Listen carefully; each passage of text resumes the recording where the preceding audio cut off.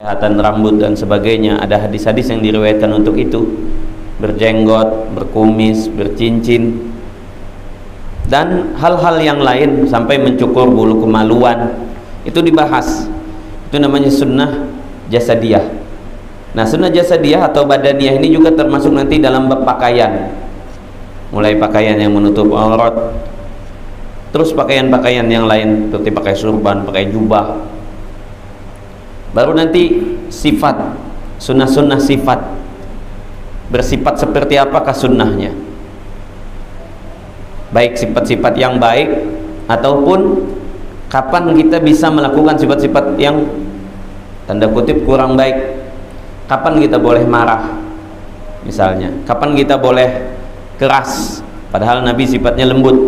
Nah, ada masanya kita disunnahkan keras, kita disunnahkan marah dan seterusnya. Nah, ini beberapa jenis sunnah yang mana pada hakikatnya hidup ini seberapa banyak kita meniru Nabi. Hidup ini bagaimana kita bisa menjadi photostat atau fotokopi Nabi. Semakin banyak keserupaan kita dengan apa yang Allah berikan kepada baginda Nabi, maka semakin mulia kita dan semakin dekat kita dengan baginda Nabi Shallallahu Alaihi Wasallam.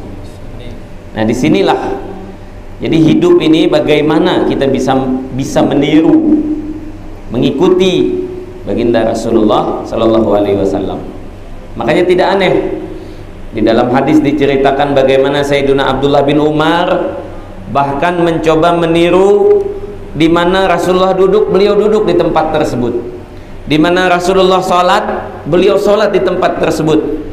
Bahkan di mana tempat Rasulullah buang air, Sayyiduna Abdullah bin Umar buang air di tempat tersebut. Itu di dalam riwayat beliau sehari-harinya pergi berjalan. Kemana? Mencari informasi. Setiap orang yang pernah berjumpa Nabi ditanyain, dulu kamu pernah menyaksikan Nabi ngapain? Oh, waktu itu Nabi sedang duduk di bawah satu pohon. Pohonnya di mana? Ditunjukin di pohon sana. Beliau datang ke pohon itu cuman sekedar duduk mengingat baginda Nabi, sudah berdiri setelah itu. Sampai ke tahap itu. Nah, inilah Masya Allah, kita di dalam kitab-kitab fikih dituliskan apa saja yang memang sunnah kita lakukan. Nah, ini dalam sholat, baginda Nabi Sallallahu Alaihi Wasallam adalah Nabi yang paling banyak sholatnya. Sholat sunat itu kalau dihitung ada sekitar 60 jenis. 60. Ulama mengatakan tidak ada ibadah yang paling banyak jenisnya selain sholat.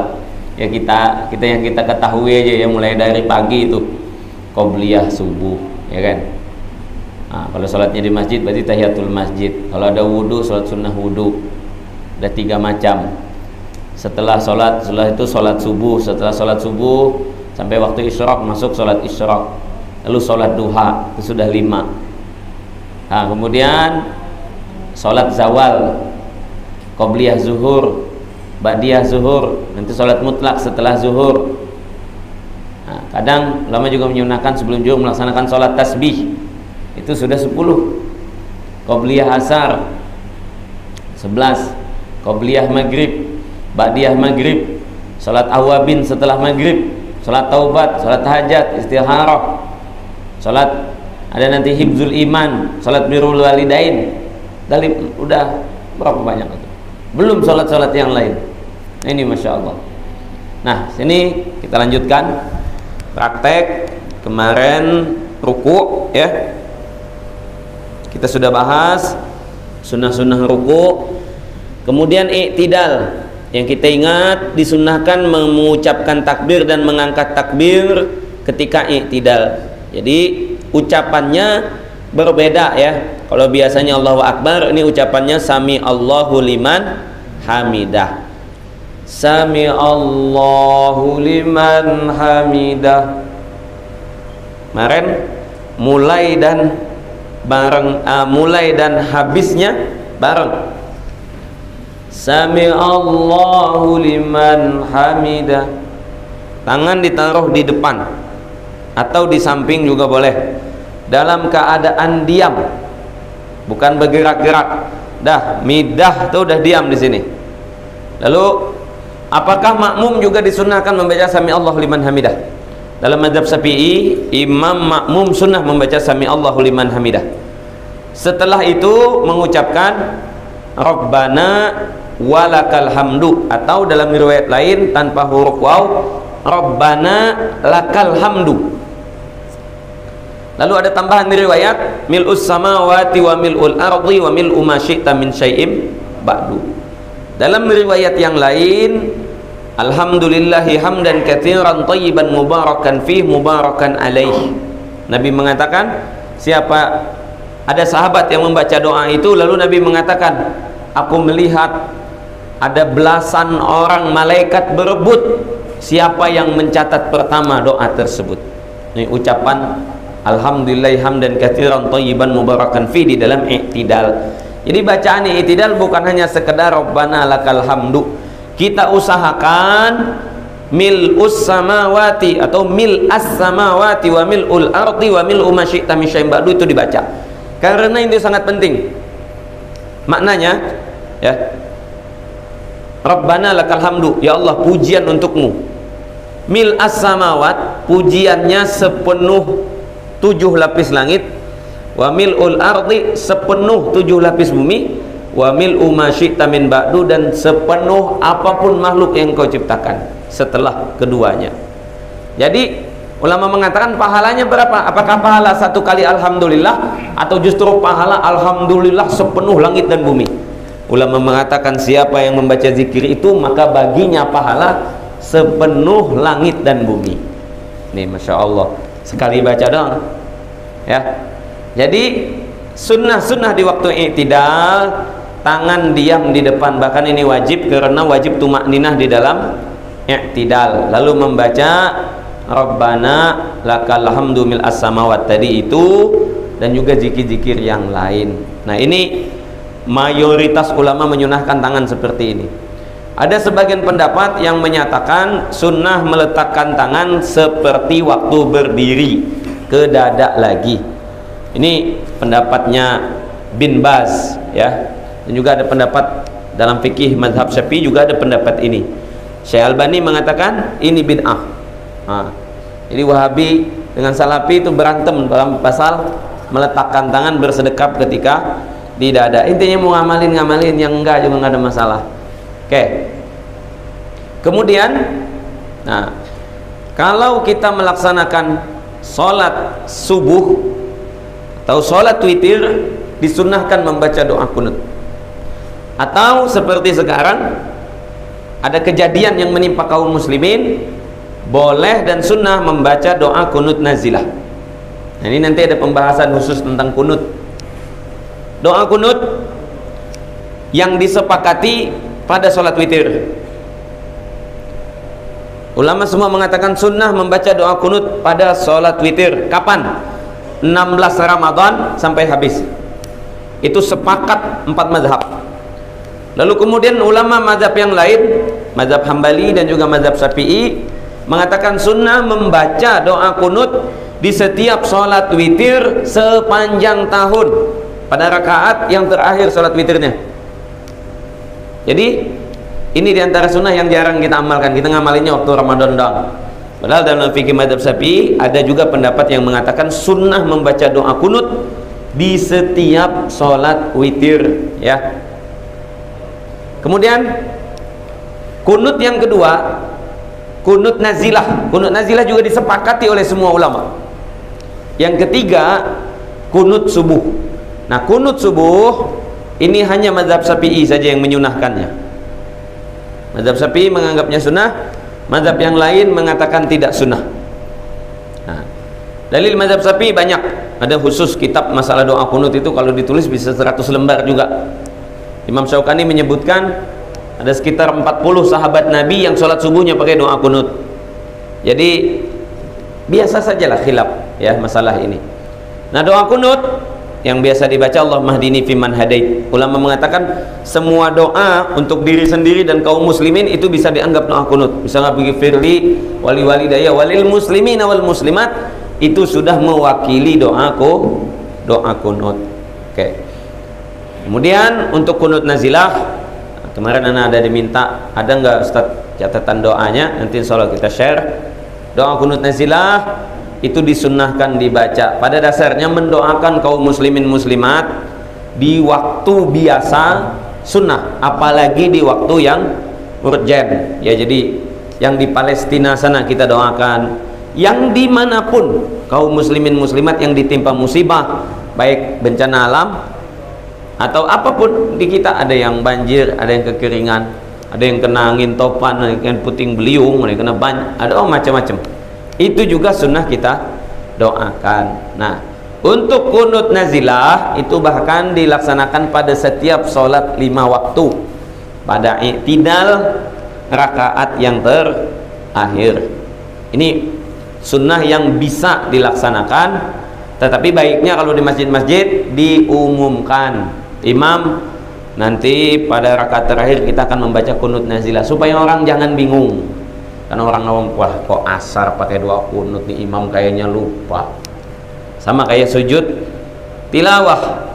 Sujud tilawah itu juga imam baiknya mengumumkan dahulu kalau memang mau melakukan. Oke, kembali i'tidal. Dalam pembahasannya, di antara sunnah i'tidal adalah ketika mau turun ke sujud itu seperti apa prakteknya. Ada 2 hadis. Hadis yang pertama, hadisnya kuat, menyatakan lutut dulu baru tangan. Jadi ini sami Allahu liman hamidah, sudah, rabbana walakal hamdu. Allah, lutut dulu baru tangan. Hadis yang kedua, hadis Sayyiduna Abu Hurairah dan juga hadis Sayyiduna Abdullah bin Umar menyatakan tangan dulu baru lutut. Allah. Tapi ini kalau yang badan gede nggak usah nyobain ya, takut. Jadi yang kedua ini ada hadisnya dari Sayyidina Abdullah bin Umar. Ana tidak mau membahas panjang lebar, dua-duanya ada pendapatnya. Pendapat yang pertama tadi mayoritas ulama lutut dulu baru tangan. Pendapat yang kedua tangan dulu baru lutut, itu mazhabnya Hanafi. Jadi mereka tangan dulu baru lutut. Nah, kita pakai yang enak dulu nih, lutut dulu baru tangan. Nah, caranya bagaimana? Kan tangan kita di depan tadi. Jadi ketika kita turun, tangan kita itu ikut turun sampai menyentuh lutut. Allah. Tetap begini, baru ditaruh. Di mana? Di tempat kita sujud. Allahu Akbar. Naruhnya sejajar bahu. Ada pendapat ikut tangan yang diangkat. Kalau tangan diangkatnya begini, berarti tangan sejajar begini nanti. Begini. Kalau yang sejajar bahu, berarti tangan juga sejajar bahu. Kalau yang sejajar wajah begini ngangkat tangannya, maka nanti tangan juga sejajar wajah. Itu ketika sujud ya, nanti dalam sunnah sujud. Nah, kembali. Jadi kalau kita pakai lutut dulu itu lebih mudah. Allah. Nah, bagi yang tidak sakit persendian, kalau ada sakit persendian kaki, boleh sambil dibantu dengan tangan. Nah, cuman bagi yang tidak sakit sendi, jangan. Ya, dikarenakan nanti tangannya pasti pindah lagi sekali kan.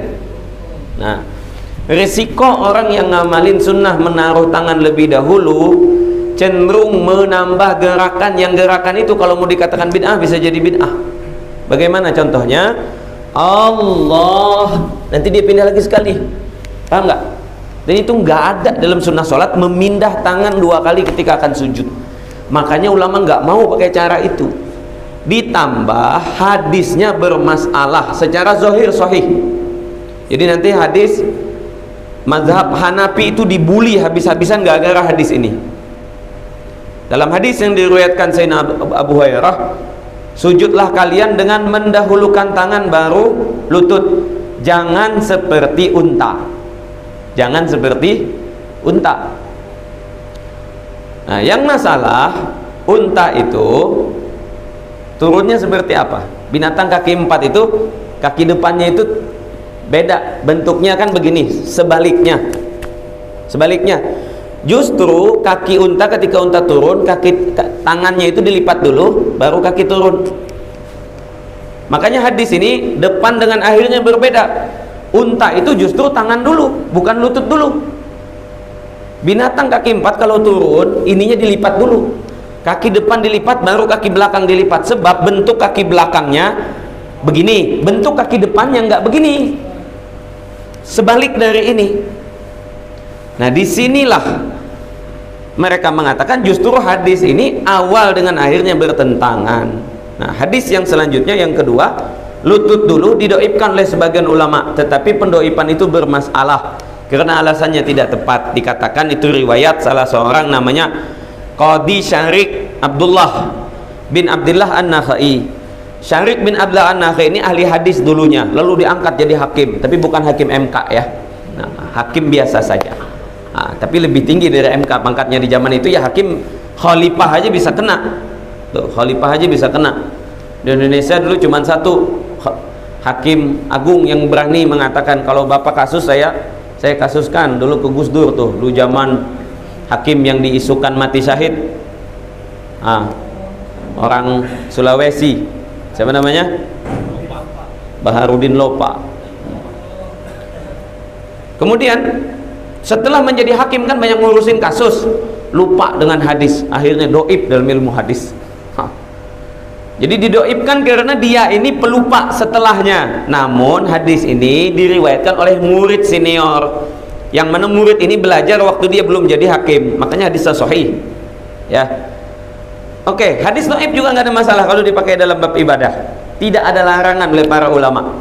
Kita banyak ditipu oleh slogan sekarang, hadis doib nggak boleh jadi dalil. Yang boleh itu sahih dengan hasan. Kita tanya, Bapak pernah nggak belajar apa itu hadis sahih, apa itu hadis hasan? Belum. Ini yang jadi masalah. Kalau dia ntar belajar hadis hasan, 80% hadis hasan itu ya hadis doib. Paham? Jadi hadis doib, kan kadang kita tanya, Ustadz itu hadisnya doib apa sahih? Lah kalau doib kenapa? Emang nggak boleh dipakai? Salah. Disinilah kesalahan pertama banyak orang awam, ditipu ya, ditipu. Padahal hadis hasan yang dia katakan dalil justru isinya hadis doif.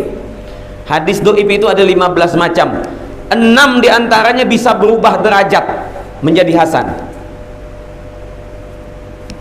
Nah, yang 6 inilah mayoritas yang ada dalam hadis doif. Kembali selanjutnya ya, turun. Jadi turun aturannya tangan tetap di badan. Apa namanya? Allahu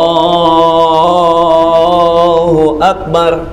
Nah, ketika itu di antara sunnah-sunnah sujud yang pertama, 2 tangan rapat menghadap ke arah kiblat. Jadi jarinya dirapatin, jangan direnggangin. Kemudian letaknya sejajar 2 bahu. Jangan renggang banget, jangan merapat banget. Nah, ya. Selanjutnya dijauhkan dari perut. Tangan dijauhkan dari perut, paha dijauhkan dari perut bagi laki-laki. Jadi ketika kita sujud, nih, tangan nih jauh, paha juga jauh dari perut. Jangan begini. Ini berarti dekat. Kemudian punggung lebih tinggi dari kepala. Kalau sampai kepala lebih tinggi dari punggung, batal. Dan itu tidak dianggap sujud. Selanjutnya, wajib di saat sujud dahi menyentuh lantai. Enggak boleh ditahan, kali aja ditaruh nempel sedikit ditahan, itu batal. Berat kepala mesti menekan lantai. Ya. Nah, andaikan ditaruh benda di sini, ditaruh kepala kita, memang benda itu akan apa namanya? Kepres gitu, ngepres. Nah, kalau seandainya ditahan, nih benda kayak gini, ketahan dia kepala kita tahan, batal sholatnya, tidak sah sujud. Nah, selanjutnya di antara sunnah sujud, sujud dengan 7 anggota, kedua kaki, kedua tangan, kemudian kedua lutut dan hidung. Dahi tadi wajib. Nah, caranya pertama hidung dengan dahi itu turunnya bareng ya, nggak boleh dahi dulu mendarat baru hidung. Ulama mengatakan kalau dahi udah nempel, hidung udah nggak sunnah lagi. Pandangan mata ke hidung. Jadi ketika kita sujud itu tidak disunahkan menutup mata, tapi mata memandang tulang hidung, bayangan hidung. Kedua tangan disunahkan untuk tidak tertutup apapun, terbuka begini, karena ada ulama yang mengatakan 7 anggota wajib kulitnya menyentuh lantai kecuali lutut, karena lutut wajib ditutup.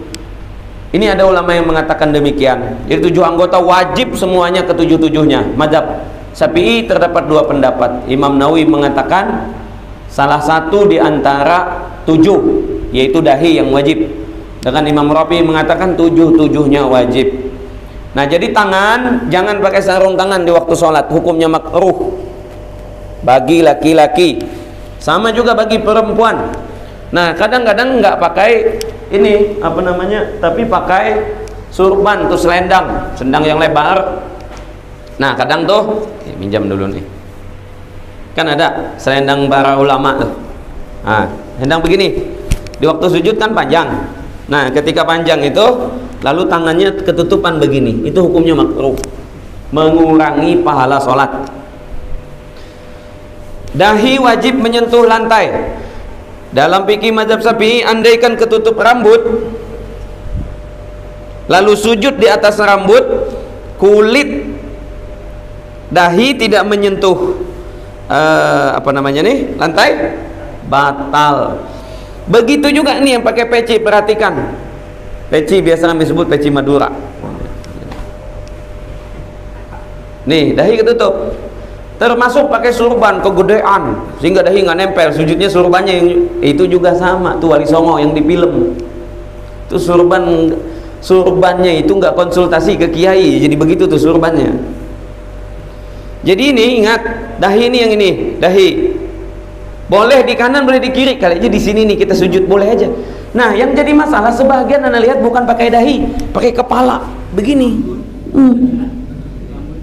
Itu tidak sah. Dia wajib dahi jabhah. Dahi itu mana coba? Kecuali dahinya lebar nyampe ke belakang sini ya. Itu mah bukan dahi juga itu. Jadi ada, nah perhatikan, orang tua sholat begini sujudnya. Nah, ini kenapa nih? Allah, tidak sah kalau bukan dahi. Nah, kecuali ikut mazhab yang lain, mazhab Abu Hanifah mengatakan boleh. Nabi di dalam hadis Sayyidina Hasan, nuhitu an akuffa sya'ra, aku dilarang oleh Nabi untuk sholat sambil menahan rambut. Jadi rambut Sayyidina Hasan itu panjang. Rambut Nabi itu panjang ya. Satu, ada 3 jenis rambut Nabi. Nah, secara umum ada 2 lah, ada jummah, ada wafrah, dan ada ijazahnya dari para ulama. Ada ijazahnya rambut panjang itu, Anda dulu pernah dapat, cuma udah potong rambut. Jadi rambut Nabi itu satu nih menyentuh telinga sininya, telinganya hampir ketutup. Yang kedua sampai ke atas bahu, yang ketiga di bawah bahu. Itu 3 jenis rambut Nabi. Nah, itu ada hadis-hadisnya, makanya rambutnya panjang niatin ikut Nabi, insya Allah dapat pahala dari rambut ya. Iya, ulama dulu untuk mengamalkan itu kalau udah jadi kiai kan gak mungkin rambut gondrong, kecuali kiai Jawa sama kiai Sunda. Kalau di Kalimantan nanti rambut panjang ulama dibilangin elang. Wah, nggak boleh rambut panjang. Di Arab juga sama, ulama jarang pakai rambut panjang. Tapi Syekh Yasin Al-Fadani pada akhir masa umurnya, begitu juga Habib Abdullah Al-Haddad, beliau panjangkan rambutnya untuk mengamalkan sunnah rambut panjang. Walaupun sekali seumur hidup, yang penting diamalkan. Ya, kembali. Jadi di waktu sujud yang perlu diperhatikan adalah kaki. Yang namanya kaki itu yang mana?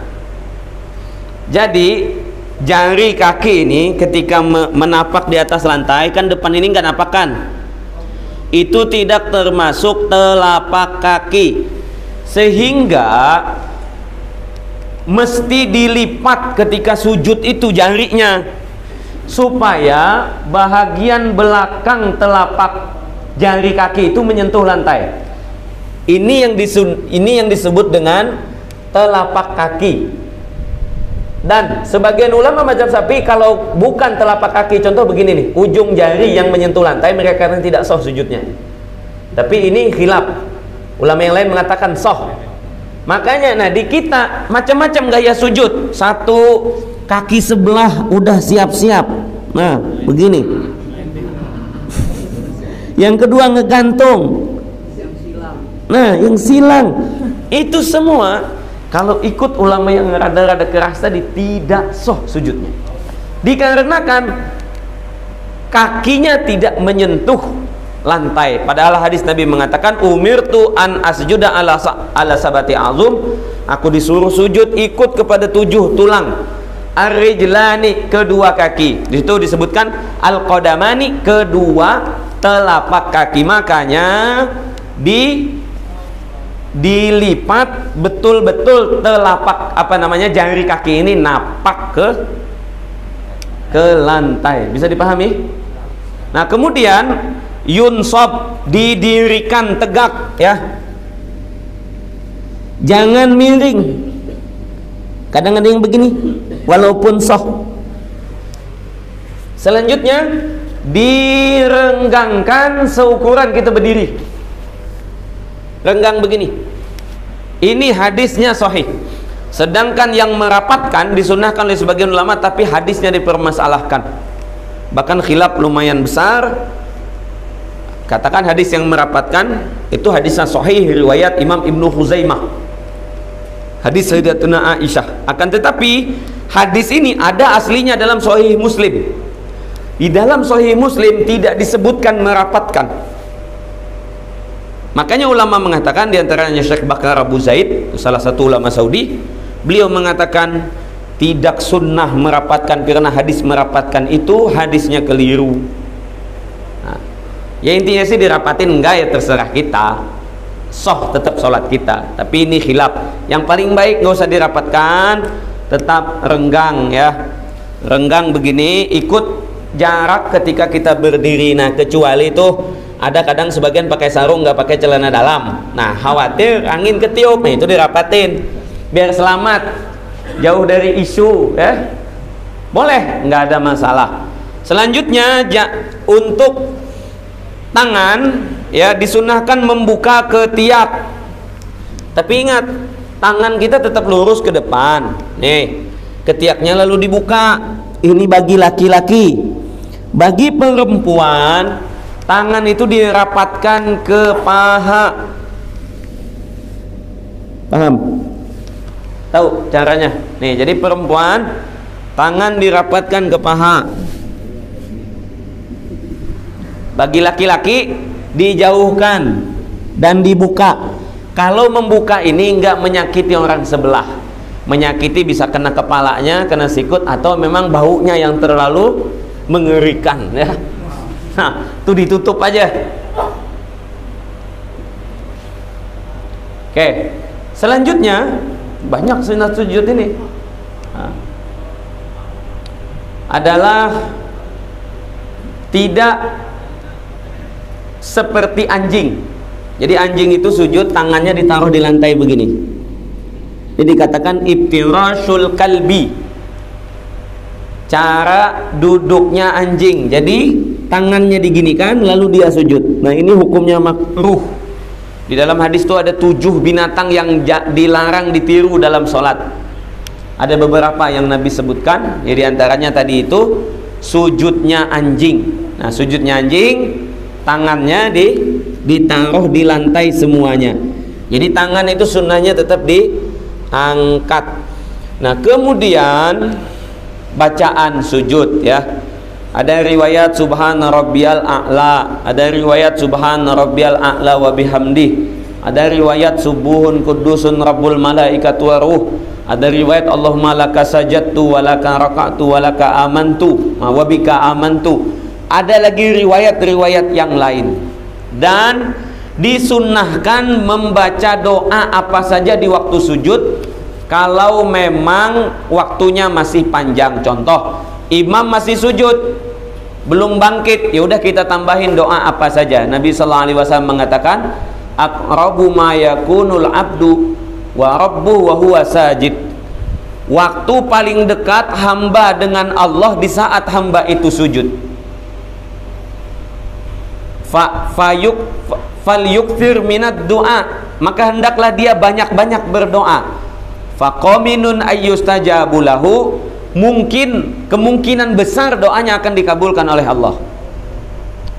Sujud kapan? Di semua sujud, mulai rakaat pertama sampai rakaat terakhir. Nah, di sebagian riwayat disebutkan Nabi memanjangkan sujud terakhir. Jadi ini yang diamalkan oleh para ulama, sujudnya di waktu di sujud terakhir lama di situ. Dengan syarat tidak menjadi imam. Kalau menjadi imam tidak disunahkan sujud lama-lama, kasihan makmum, ya. Kecuali memang kayak sholat hajat. Nah, sholat hajat memang biasanya sudah jadi kebiasaan sujud terakhirnya pakai doa panjang. Itu boleh. Pada hakikatnya kalau jadi imam aturannya berbeda. Shollu bi sholati ad'ufikum, kata Nabi. Kalau kalian jadi imam, sholatlah kalian dengan sholat yang orang yang paling lemah, jamaah paling lemah. Fa inna fihimud dhaif, pada di situ orang yang lemah, yang stroke. Wa inna fihim zulhajah, di antara mereka ada yang sibuk, di antara mereka ada yang punya bayi. Nah, dilihat yang kira-kira kalau gini kelamaan, maka sholat yang standar saja, yang standar panjangnya. Jangan juga dipendek-pendekin mentang-mentang, ya. Oke, itu bab sujud. Nah, kemudian kalau tidak bisa membaca subhana rabbiyal a'la, minimal subhanallah bacaannya sekali minimal. Sunnahnya 3 kali. Dalam hadis disebutkan juga sunnah 5 kali atau 7 kali atau 11 kali. Untuk jadi imam bagusnya 5, 7 atau 11 untuk jadi imam, supaya jangan sampai dia bangkit makmum baru turun, kan imam duluan. Nah, ini imam bangkit makmum baru turun, jadi supaya makmum ini juga dapat sujud bersama imam. Nah, setelah sujud, sunnahnya tadi sudah kita sampaikan, baru kemudian duduk antara 2 sujud. Jadi sujud Allahu Akbar. Nah, duduk di antara 2 sujud. Beberapa sunnah diantaranya yang pertama, pandangan mata ke tempat sujud, nggak celingak-celinguk, ya. Celingak-celinguk hukumnya makruh. Yang kedua, jari bisa dirapatkan, bisa direnggangkan. Ulama mengatakan ikut enaknya aja. Nah, selanjutnya di ujung lutut. Nih kalau dijatuhin pisau nih, nggak kena. Jangan begini, banyak tuh begini, megang kepala lutut. Nggak tahu nih pakai mazhab yang mana. Nggak ada sunnahnya begini.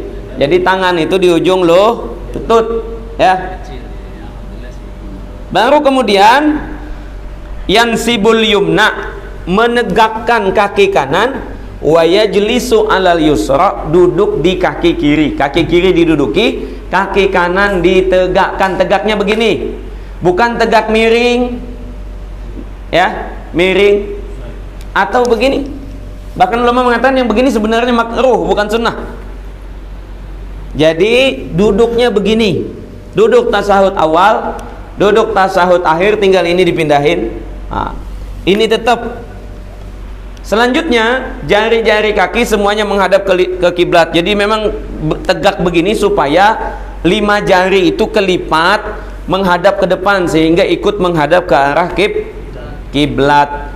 Oke, bisa dipahami sampai situ? Nah, kemudian nanti ada ulama yang menambahkan, ada sebagian ulama yang menambahkan membuka ketiak begini. Tapi ini tidak disebut di banyak kitab, hanya sebagian ulama saja. Pendapat yang kuat tetap seperti ini biasa, ya. Nah, kemudian duduk tasahud awal juga sama seperti ini, cuman bedanya jari. Jadi ketika kita tasahud awal atau tasahud akhir, setelah sujud bangkit, tangan kita masih begini, ya. Nih, ketika mulai at-tahiyatu baru dirubah nunjuk. Jadi sebelum mulai at-tahiyatu tangan belum berubah, masih begini nih tetap. Ketika at-tahiyatu baru begini, jadinya begini. Tahiyatul mubarakatuh salawatu thayyibatu lillah. Nah, caranya ada 2. Yang sahih, Riwayat Bukhari Muslim, ibu jari dihubungkan dengan jari tengah begini.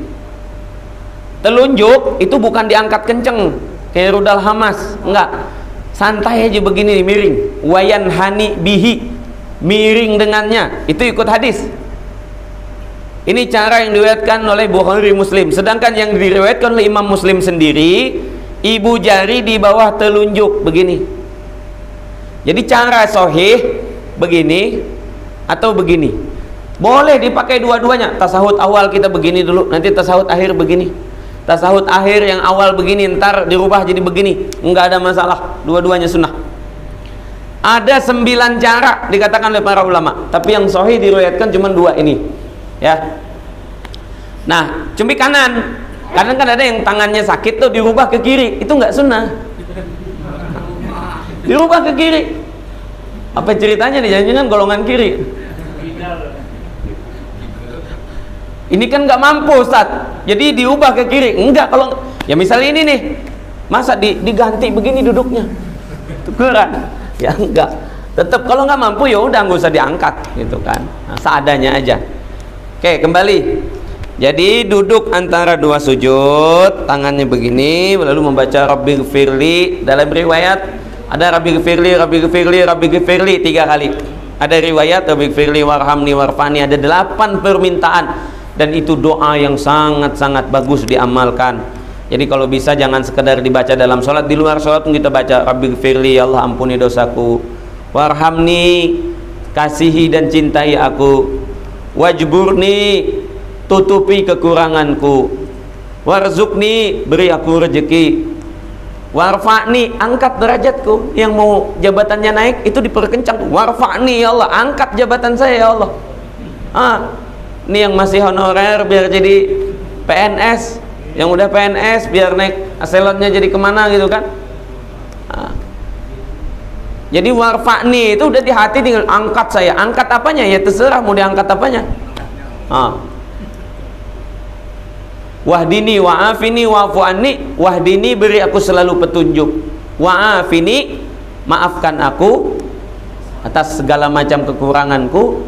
Ada tambahan dalam sebagian riwayat, wa'fu anni, dan berikan aku keafiatan. Afiat itu apa? Sesuatu yang memang sesuai untuk saya.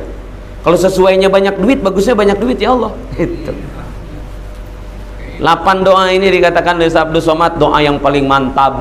Wah, kalau bisa diamalin semuanya itu. Oke, baru kemudian sujud lagi, ya. Cukup waktunya nggak nih? Baru kemudian tasahud akhir atau tasahud awal.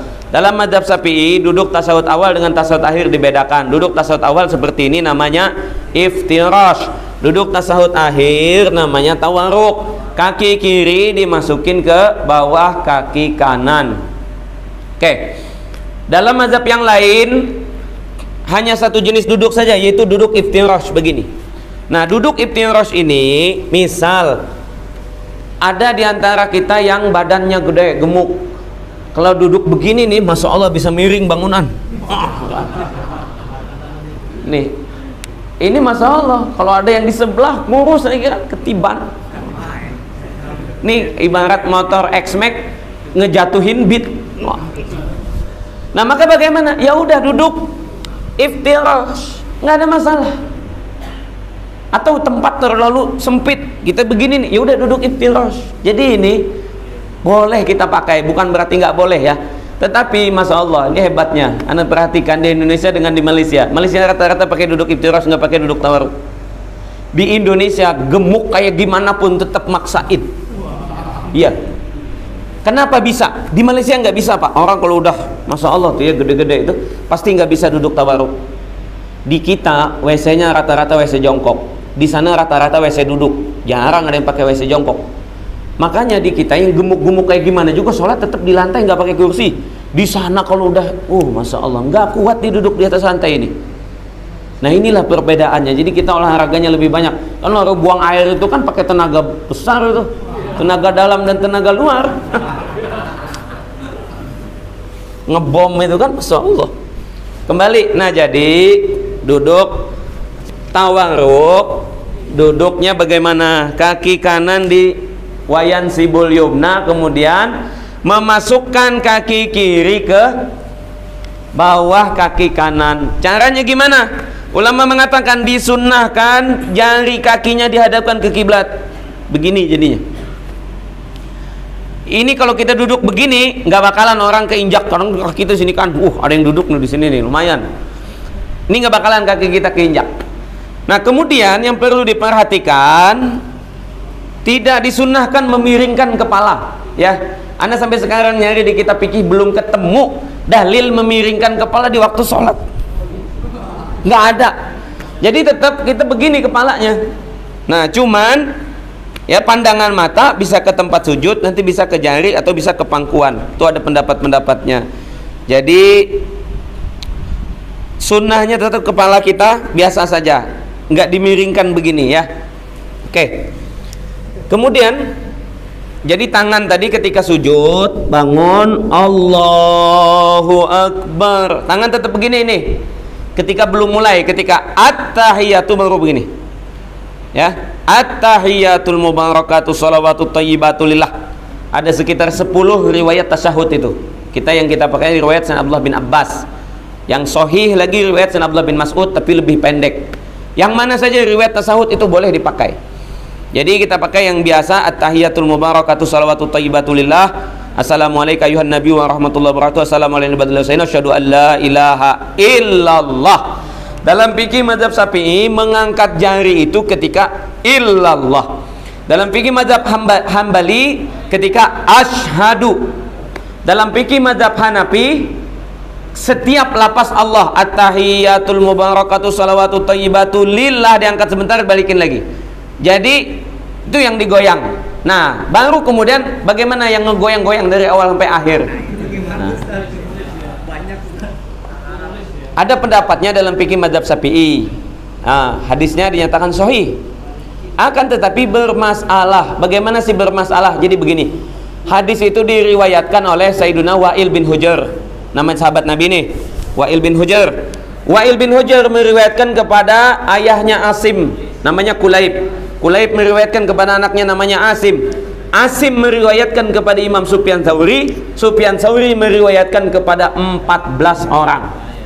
14 itu masing-masing meriwayatkan hadis ini. Cuman satu orang yang mengatakan wa yuharrikuha, dia goyang-goyangkan jarinya. Cuman satu riwayat dari 14. Makanya ulama mengatakan riwayat ini bertentangan dengan riwayat 14. Jadi riwayat yang 13 gitu ya. Makanya ulama mengatakan hadis ini dianggap lemah karena bertentangan dengan riwayat yang lebih banyak. Sebahagian riwayat itu bukan yuharrikuha, justru asyara biha, berisyarat dengannya, bukan digoyang-goyang. Nah, nanti masalah madhab yang menggoyang-goyang ini terjadi lagi khilaf. Goyangnya atas bawah apa kanan kiri? Itu ada di dalam kitab fikih. Ini kan kita nih, masalah ini yang gimana nih yang benar nih? Yang kanan atau kanan kiri? Kan ada yang muter-muter juga. Kita yang sholat jadi merhatiin dia tuh. Kita pengennya ngamalin itu dapat pahala sunnah, yang ada kan pahala orang tuh habis. Gak ada jari kita. Tuh masa sampai kucing aja liatin nih ekor apa ini gitu. Jadi yang kayak begini, sunnah kayak begini, kenapa ulama kita nggak mau memakai? Bukan nggak dikaji, tapi justru sampai mereka kumpulin riwayatnya, ada 14 riwayat yang menyebutkan hadis tadi. Ternyata yang 13 nggak membahas itu. Nah, di dalam kaedah ilmu hadis, syarat hadis sahih itu tidak bertentangan dengan riwayat yang lebih kuat. Lah ini satu riwayat menentang 13 riwayat. Dari mana kuatnya? Ini yang kemudian dikatakan tidak bisa dipakai. Bukan nggak ada hadisnya, tapi karena tidak bisa dipakai. Oke, selanjutnya ada sedikit waktu lagi. Tasahud akhir, ya. Jadi kapan kita ngangkat? Mau terserah, mau goyang-goyang juga nggak apa-apa ya. Yang penting memang nggak gangguin orang aja. Nah, nanti setelah habis Innaka Hamidum Majid, disunahkan kita membaca doa. Doa apa saja? Khususnya doa berlindung dari 4 perkara. Allahumma na'udzubika min adzabil qabri wa min adzabin nar wa min fitnatil mahya wal mamat wa min fitnatil masiihid dajjal. Berlindung aku kepadamu ya Allah dari azab kubur, dari azab neraka, dari fitnah kehidupan dan juga kematian. Yang terakhir dari fitnah Dajjal. Ini yang kita baca. Kalau nggak bisa bahasa Arab, bahasa Indonesia, tapi di dalam hati. Setelah itu disunahkan membaca doa apa saja. Di dalam sholat, waktu paling sunnah berdoa itu dua. Satu di waktu sujud, dua di waktu tasahud akhir. Kalau di waktu sujud, kekuatan kita terbatas. Kita sujud berapa lama kuatnya? Takutnya bisa sujud doang, bangunnya nggak bisa. Nah, atau ketiduran. Nah, yang paling enak mau ngedoa, udah pakai pas waktu tasahud akhir. Waktu tasawuf akhir panjang-panjang aja berdoa, nggak ada masalah, sebab kita lagi duduk ya. Baru kemudian salam. Nah, cara salam yang rapi bagaimana? Ulama mengatakan wajibnya assalamualaikum, itu wajib, tapi sunnahnya sampai warahmatullah. Assalamualaikum, kepala kita, pandangan kita ke depan. Assalamualaikum, ketika warahmatullah baru diputar. Assalamualaikum warahmatullah. Balik lagi.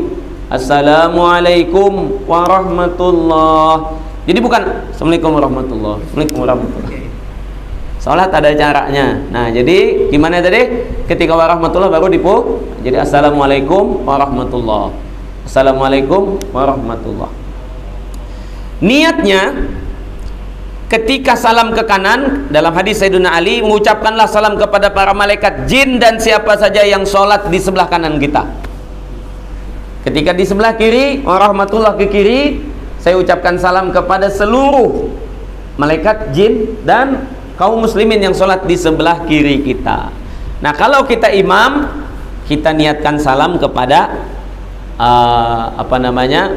jamaah makmum sekalian, jamaah sebelah kanan, jamaah sebelah kiri. Kalau kita makmum juga disunahkan menambah niat menjawab salam imam. Nah, di situ kalau jamaahnya ada 100, berarti kita menjawab salam 100 orang.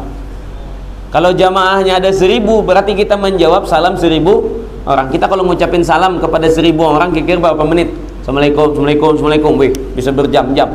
Ini sekali ucap di dalam sholat, ada berapa banyak tuh yang kita jawab salamnya, berapa besar. Dari pahala salam aja udah bisa masuk surga kita, apalagi pahala-pahala yang lain ya.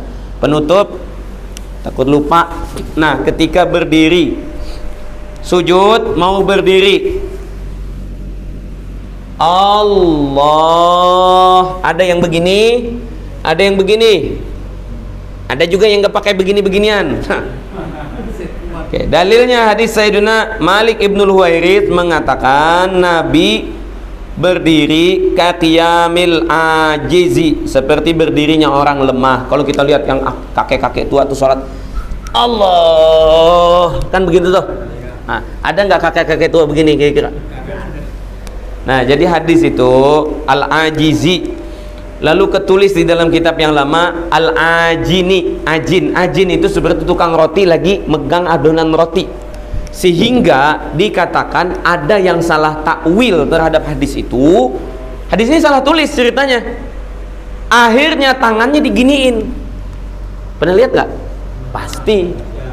Nah, jadi ini waktu orang megang roti, apa hubungannya tukang roti dengan sholat? Ya, kali aja tukang. Enggak, jadi memang Nabi itu dikatakan kaqiyamil ajin begini ya, tangannya memang di bawah. Nah, ini menurut pendapat ulama yang mengatakan sunnah meletakkan tangan ketika setelah duduk istirahat mau bangkit berdiri. Sebagian ulama mengatakan tidak sunnah, jadi tetap kita berdiri langsung saja dari sujud. Allah, duduk dulu. Oh, bagusnya begini. Nah, ini dikatakan dalam detik heart kalau tidak salah, Anda pernah baca, orang yang mampu bertumpu pada dua kakinya dan juga lututnya ketika bangkit untuk berdiri itu jauh dari stroke dengan jarak 15 tahun. Jadi intinya kalau kita lihat kaki kita masih sanggup tuh kayak begitu, insya Allah kita masih sehat. Oke, alhamdulillah. Ada pertanyaan dikit? Ustaz, yang baca sholat berisik, Ustaz. Kenapa? Yang baca sholat berisik. Jadi yang pertama kita belajar untuk tidak berisik. Jadi jangan mengganggu orang yang di sebelah ya. Jadi Nabi pernah sholat menjadi imam, bahkan di belakang ngikutin baca. Nabi baca Sabbihisma rabbikal a'la, di belakang juga. Selesai sholat Nabi mengatakan, mali unazi'u fil Quran, kenapa tadi waktu saya baca digangguin. Nah di sini jadi kita usahakan memang bacaan rukun qauli wajib didengar telinga, tapi jangan terlalu keras ya, jangan terlalu keras. Dan kita juga yang teman kita di sebelah tuh kayak begitu, kita maklumi. Mungkin dia baru belajar, apalagi kalau baru belajar makharijul huruf tuh, kalau nggak ngepas bacaannya tuh sama ustadznya nggak dianggap soh. Jadi mungkin sambil latihan. Nah jadi bertoleransi, tapi pada hakikatnya tetap kita belajar, jangan sampai yang kira-kira kita mengganggu orang di sebelah kita. Matiin HP pas bunyi itu batal? Enggak, yang penting caranya benar ya. Yang penting jangan sampai 3 gerakan. Jangan sampai 3 gerakan. Nabi ketika sholat megang anak, bawa anak, cucu namanya Umamah, ambil sholat megang cucu. Ketika beliau ruku, beliau taruh. Tapi jangan gitu naruhnya. Taruh, bener-bener ditaruh. Nanti pas bangkit, Allahu Akbar. Boleh? Boleh. Bahkan Sayyidatuna Aisyah pernah sholat, Nabi ketuk pintu, beliau jalan, tapi jalannya baru. Perhatikan 1, 2, 1, 2. Kalau begini 1, 2, 3 batal. Jadi 1, 2 berhenti dulu. 1, 2. Sayyidatuna Aisyah buka pintu, Nabi masuk. Boleh, nggak ada masalah. Sama kayak matiin HP tadi, yang penting caranya benar. Misal ngeganggu banget kan, alarm kita lagunya lagu Alan Walker lagi. Yang jadi masalah sih bukan lagu Alan Walker. Kalau subhanallah, imam lagi sholat, belakang subhanallah, imam bingung, tahu alarm kita. Nah jadi ngambil gimana? Santai nih, turun dulu tangan, angkat sedikit, berhenti lagi. Kira-kira bisa masuk nggak nih? Dapat. Jadi yang penting nggak berturut-turut ya. Kalau jari itu banyak gerakan nggak ada masalah. Nah ini udah nggak berturut-turut. Maka memang perlahan-lahan. Tarik dulu ke atas, berhenti lagi, dapat lagi, berhenti lagi. Repot emang. Kenapa pakai bawa HP coba? Cukup ya insya Allah. Kalau di bawah gimana? Biarin aja lah. Biarin dulu. Pakai kaki, begini langsung. Allahu Akbar. Insya Allah kita lanjutkan nanti minggu bulan yang akan datang, atau akhir bulan, nanti lihat waktunya. Untuk pertanyaan nanti juga kita kumpulin ke sono insya Allah. Atau nanti kalau yang menanya bisa langsung di WhatsApp aja. Nah, nomornya ada sama Mas Endar ya, insya Allah. Subhanakallahumma bihamdika asyhadu an la ilaha illa anta astaghfiruka wa atubu ilaik. Assalamualaikum warahmatullahi wabarakatuh.